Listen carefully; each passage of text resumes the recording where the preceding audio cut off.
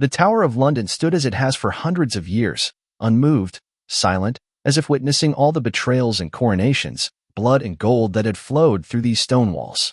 Autumn was adding its own touch. A cold fog hung over the Thames, and damp leaves gently fell on the ancient pavement of the courtyard. As always, there were many tourists. School children from Nottingham, families from Texas, young couples from Japan. Everyone was holding a smartphone, trying to capture at least a piece of British greatness. But most of the cameras were pointed at him. Sergeant Cordell Gray, 37 years old, a former Special Forces cameraman who served in South Sudan, Aleppo, and Sinjar. His military record is classified. His past is wiped clean. Now he is a Royal Guardsman. He stands motionless at the portal of the Martins, to the right of the main entrance. He wears a red uniform, a bear hat, and a rifle on his shoulder. Perfect posture. Zero emotions. That day, something felt different. An inexplicable tension, like the sky tints before a storm, or like a premonition that the peace was temporary. While some of the kids were pointing at Gray and trying to make him smile, others in the crowd already knew that there would be a performance today. A Spanish MMA blogger named Enrique El Toro Maldonado, with more than 8 million YouTube subscribers and a reputation as a fearless provocateur, stepped out of an Uber next to the Herbalist Gate. He has a team of a videographer, a producer, and a bodyguard. He is wearing an oversized jacket with the words "Real Fighter, Fake Soldier" on it, gold-plated headphones, and a smug look. "London, get ready," he said to the camera. "Time to wake these toy soldiers up." Nearby subscribers applauded and liked the broadcast. Comments poured in nonstop. "Let's go El Toro." Betty makes the guard blink skull. UK military equals cosplay. Enrique confidently walked straight to Gray with perfectly calculated chutzpah. He knew the rules. The guard shouldn't react, even if you're breathing in his face. But he had another plan. A new challenge for TikTok. And he was going to push the envelope. "Look at this dummy," he commented on the live stream. Stopping 2 centimeters away from Gray, this is why real fighters laugh at tradition. Tourists began to turn around. Some were smiling. Others turned away in embarrassment. Someone in the crowd had already called security. But Gray did not move. No fluttering of the eyelids. No hint of fear or anger. Only a pulse beating slowly somewhere deep inside. And a mind that was already analyzing every step in front of him. The tone of the voice. The tension of the shoulders. The potential trajectory of the blow. Not for attack. To neutralize. Because Gray never played in fights. He survived them. "Do you know why I'm here?" Enrique El Toro Maldonado's voice sounded confident, every word honed for the audience. "Because someone has to tell the truth. This is all a circus." The camera followed him, capturing his every movement. Behind him, the cameraman held a stabilizer, and the producer whispered into his earpiece the data about online viewers, more than 60,000 live. "Do you believe this guy can protect you?" He nodded at Gray. "He's not even moving." That's not power. It's programming. Enrique got into a stance, a slight bend in his body, elbows closer to his body. He threw several uppercuts in the air, fast, crisp. His body was indeed a machine. Years of training, championship belts, titles. But he didn't realize one thing. He wasn't standing in front of him as a prop. It was a tool of the state. This punch sent a U.S. Marine to the intensive care unit. He smiled, imitating the combination, and this one broke the jaw of a Russian in Dubai. The crowd had already tightened around the perimeter. In the center, as if in the middle of a circle of gladiators, Gray stood alone, silent as a fragment of time, cemented in this moment. One boy in the crowd whispered, "Can he really do nothing?" His mother squeezed his hand. "Unless there's a direct threat. No, he can't." Enrique knew this, and he played on it. "Look, he can't even see me." Enrique walked around Gray in a half circle, trying to enter his blind spot. "Do you seriously think this is combat training?" He began to demonstrate the technique. Grips, elbows, cage classics. All in dangerous proximity. Several times his elbow whistled just a millimeter from Gray's chest. "This is called clinch control," he said to the crowd, imitating a neck lock. "And here is the control point for balancing. I could do a takedown right now." Gray didn't move. But deep inside, it was already starting. He didn't think with emotions. Only indicators. Angle of approach, weight, point of contact, presence of aggression, safety of civilians. He was part of an algorithm, trained to react only when all else failed. And then it happened. Maldonado reached out and touched Gray's shoulder. First, with his fingers. then with his palm. "This is how I control any opponent," he said into the microphone. "From this position, you can break your balance in a second." The crowd was silent. Several people instinctively took a step back. Protocol has been violated. Contact has been made. And although Gray's appearance hasn't changed, his body has already crossed the threshold of passive reaction. His nervous system instantly switched to combat mode. He didn't see Enrique. He saw the threat zone. Nearby, at the entrance, the security officer was already reporting on the radio. Another minute, and there would be an intervention. But it would not be necessary. Because the next moment, the world seemed to stop. In the Tower of London, among the limestone walls where the prisoners of kings had been waiting for their sentence for centuries, time became relative again. An instant, and at the same moment, eternity. When Enrique Maldonado's hand fell tightly on Sergeant Gray's shoulder, the space around him froze. No one screamed. No one had time to intervene. Because Gray responded instantly, but silently. The first second, not in the physical sense, but on the level of mechanics. Gray let go of the tension in his legs, shifting his center of gravity to his left heel. It wasn't an attack. It was a release of space. Second, Gray's right hand, white-gloved as befits a guardsman, rose a few inches and caught Enrique's wrist. But it didn't grab it. She didn't break it. Just blocked the way back. 3 seconds. At a 43-degree angle, Gray made a movement that resembled a cross between a dance and a lightning bolt. Maldonado suddenly found himself in a situation he hadn't been taught in any dojo, as his own body began to fall, not because he was thrown, but because he no longer had control over his balance. For seconds, Gray didn't throw him. He guided his body downward, precisely, gently, so that he landed on his knee, with his other arm pressed to his chest. The control was perfect. 0 damage. Maximum fixation. "You have made physical contact with Her Majesty's Guardsman," Gray said calmly, almost in a whisper, but in a way that made his voice clearly audible in every corner of the courtyard. "This is a violation of state protocol. You are required to remain where you are." Enrique didn't move. He couldn't. His body still hadn't had time to realize what had happened. How had the champion of MMA ended up on his knee without a single punch? His breathing was ragged. His eyes were bewildered. It was not a humiliation. It was a redefinition of reality. The crowd was silent. For the first time in 20 minutes, no one was holding a phone. The tourists who had been laughing just a few minutes ago now stood in complete silence, as if they were witnessing something sacred. And then it came. "Security is inbound. Do not resist." The voice was already coming from the radio. 2 guards were already approaching, but they were in no hurry. The situation was under absolute control. A plainclothes guard with a military posture, who had been standing nearby all this time, spoke quietly to his neighbor. It was a joint redirect. "But the level is special forces. This is not a guard of honor. This is someone from those." Enrique slowly looked up at Gray. Not anger, not aggression, but something else. Fear of an invisible level to which he had no access. I was just demonstrating. Your broadcast has been saved on the server," Gray replied briefly. "Evidence of the breach is already being processed by the relevant services."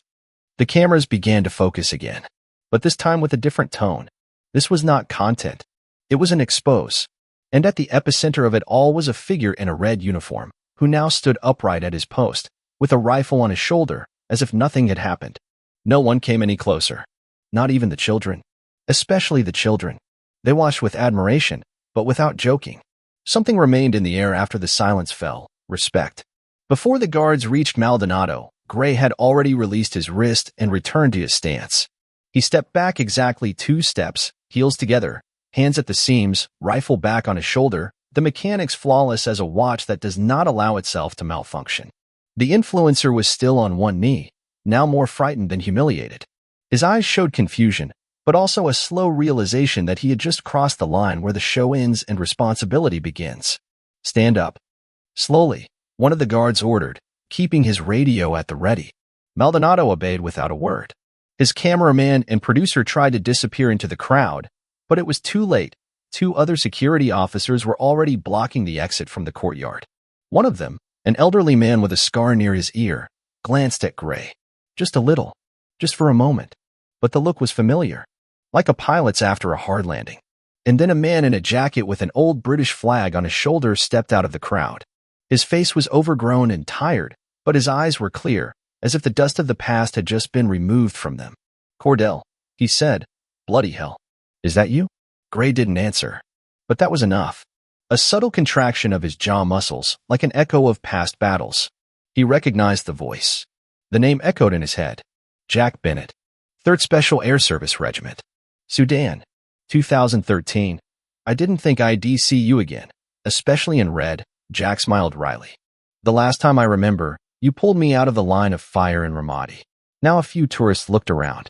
Some of them started filming again, not understanding what was happening, but sensing that the situation was changing. Gray remained motionless, but the gap had already been made. His name had been spoken out loud. His past came out of the shadows. Jack looked at Maldonado, who stood like a wet dog next to the guards. "You know, my friend," he said loudly, addressing the crowd rather than Gray. "I witnessed this man hold his ground against 11 militants in Al-Hasaka province alone, without reinforcements. No artillery, just intelligence, control, and steel in his blood." Maldonado nervously looked away. His live broadcast was cut off. The team had already realized that the show had turned against them. Other words began to appear in the comments. "This is not funny anymore. Is he really a veteran? Delete the stream. Take it down now." Meanwhile, a representative of the tower's administration was already approaching, holding a tablet and a badge with a silver crown. "Mr. Maldonado, your actions have been captured on video.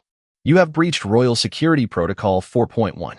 Your action falls under the category of public interference with the duties of a military officer in the performance of a public ritual." "It was a demonstration," he tried to justify himself. "I just wanted to show physical contact with a guardsman is tantamount to a threat to the security of a state facility," she replied evenly. "You will be charged. And I warn you, any video you upload will become part of the investigation." One of the guards had already stood next to him, pointing in the direction of the service entrance. Jack, meanwhile, stood there, not taking his eyes off Gray. The look between them was brief but complete. It was all there: the past, the shared losses, the shared silence that veterans were like a second uniform. He smiled again, but this time with respect. "You haven't changed, brother. Only now you stand quietly but with the same storm inside." Gray did not answer. But anyone who saw his eyes knew that words were unnecessary. The crowd began to disperse slowly, as if everyone there felt that they had just witnessed something more than just another selfie with a guardsman. Everyone had a different expression on their face: confusion, respect, surprise. But he, Sergeant Cordell Gray, stood straight again, in his silence, in his place, in the heart of the system that the influencer despised without understanding its essence. Now his eyes were looking straight ahead, but someone who was attentive enough would have noticed that they had become a little deeper. Not changed in expression, but changed in meaning. Something appeared in his eyes that had not been there at the beginning of the day. A presence. Behind me, from the inner entrance of the tower, Jack Bennett reappeared. He did not approach, but stood aside, next to other veterans who happened to be among the tourists. 3 men, 2 women. One in a camouflage jacket without chevrons. The other was in a wheelchair with a medal for service in Iraq on her lapel. They did not applaud. They did not take off their uniforms. They just stood in line like Gray had just stood in silence. It was a silent recognition, and although Gray did not turn his head, he knew they were there. A few minutes after Maldonado and his team were detained, a plainclothes military police officer arrived. He spoke briefly with the guards, watched the surveillance video, and exchanged a few words with the receptionist. His face was stony, his reaction was minimal. But when he walked past Gray, he dropped a phrase in a whisper: "Well done, Sergeant. Your protocol is a model for training recruits." It was the highest compliment one could receive at this level. And the quietest. Because real praise in the army is rarely loud. And then everything returned to its usual rhythm. Tourists were taking pictures again. A group of schoolchildren listened attentively to the guide, who now spoke with a different tone. "This man is not just a decorative element. Most of the guardsmen you see have served in real combat conditions. They are not mannequins. They are a symbol that discipline and strength can be silent." A boy with a camera in his hand stopped near Gray. His father whispered to him, "Do you want to take a picture?" The boy shook his head. He looked at Gray for a few more seconds and said quietly, "No, I just want to remember."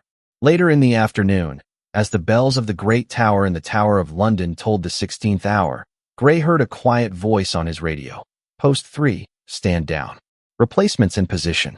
He did not answer. He simply took off his rifle, moved it to the chest position, turned to within a degree, and moved in an inner circle toward the barracks. His step was as silent as ever. But when he passed an open shutter that reflected his silhouette, he stopped for a moment. Not for his own sake, but to look at the reflection not of the body, but of the person behind the uniform. He was not a guardsman. He was not a soldier. He was a man who gives himself up every day so that no one would notice that he is still fighting inside. Then he came back. And then he left. The story was not preserved in the press. It did not become part of the trends, but it remained in the memory of those who were there. And every time one of them passes by a guardsman in London, they will no longer say he's just standing there. They will say he endured. And that will be it.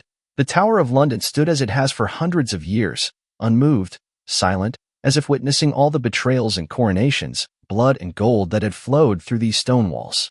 Autumn was adding its own touch. A cold fog hung over the Thames, and damp leaves gently fell on the ancient pavement of the courtyard. As always, there were many tourists. School children from Nottingham, families from Texas, young couples from Japan. Everyone was holding a smartphone, trying to capture at least a piece of British greatness. But most of the cameras were pointed at him. Sergeant Cordell Gray, 37 years old, a former Special Forces cameraman who served in South Sudan, Aleppo, and Sinjar. His military record is classified. His past is wiped clean. Now he is a Royal Guardsman. He stands motionless at the portal of the Martins, to the right of the main entrance. He wears a red uniform, a bear hat, and a rifle on his shoulder. Perfect posture. Zero emotions. That day, something felt different. An inexplicable tension, like the sky tints before a storm, or like a premonition that the peace was temporary. While some of the kids were pointing at Gray and trying to make him smile, others in the crowd already knew that there would be a performance today. A Spanish MMA blogger named Enrique El Toro Maldonado, with more than 8 million YouTube subscribers and a reputation as a fearless provocateur, stepped out of an Uber next to the Herbalist Gate. He has a team of a videographer, a producer, and a bodyguard. He is wearing an oversized jacket with the words "Real Fighter, Fake Soldier" on it, gold-plated headphones, and a smug look. "London, get ready," he said to the camera. "Time to wake these toy soldiers up." Nearby subscribers applauded and liked the broadcast. Comments poured in nonstop. "Let's go El Toro."